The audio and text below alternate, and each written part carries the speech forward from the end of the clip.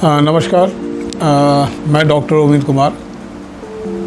आज मित्रता दिवस है तो कुछ पुरानी एक अपने एक्सपीरियंस को शेयर कर रहा हूँ आप लोगों के साथ। बात है शायद 1981 या 82 की। मैंने अपना पहला लिखा हुआ और डायरेक्ट हुआ प्ले किया था अर्धांगिनी, और उसको करने के बाद जो है फिर मैं कमला प्ले की तैयारी कर रहा था, विजय तेंदुलकर जी का कमला। तो वो एक रियल इन्वेस्टिगेटिव स्टोरी पर थे। अश्वनी सरीन इंडियन एक्सप्रेस के, जिन्होंने एक महिला को परचेज़ किया था, और बहुत अच्छा है, बहुत सनसनीखेज नाटक था उस समय का। उस पर फिल्म भी बनी थी, दीप्ति नवल, शबाना आज़मी और मार्क जुबैर। तो कमला की तैयारी स्टार्ट हुई तो उसमें ये हुआ कि मैंने मेल जो कैरेक्टर था पत्रकार वाला, उसके लिए मैंने कंचन जी को लिया, और बात आई कि फ़ीमेल आर्टिस्ट कौन होगी उसमें सरता। तो उसी दौरान मेरा परिचय हुआ डॉक्टर गीता वर्मा से। वो MBBS की स्टूडेंट थी, मेडिकल की, GSVM कानपुर में, और उनसे बातचीत हुई। उन्होंने एक आधे कुछ नाटक किए थे, लेकिन ये हुआ कि बहुत बड़ा रोल उन्होंने कभी नहीं किया था। मेरी बातचीत हुई, उसके बाद वो तैयार हो गई, उन्होंने स्क्रिप्ट पढ़ी, बहुत अच्छी लगी, बोली ठीक है मैं करूँगी और पूरी कोशिश करूँगी।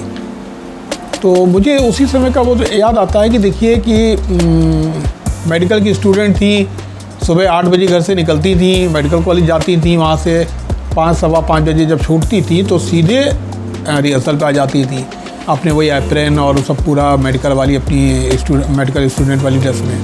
तो मैंने उनसे कई बार कहा कि अनीता जी आप घर जाके ड्रेस चेंज करके आया करिए। बोली नहीं, वो जाएंगे घर तो फिर वो एक आलस का मूड आ जाएगा, मैं आलस में चली जाऊँगी, आलस आ जाएगा। और फिर वो आ जाती थी, और उसके बाद कई बार ये होता था कि वो सुबह चूँकि निकली होती थी घर से और उनको भूख लगी होती थी, तो कई बार कहती थी उमेश जी मुझे कुछ भूख लगी है, तो मैं ब्रेड या क्या नाम है आपके समोसा वमोसा कुछ मंगवा देता था।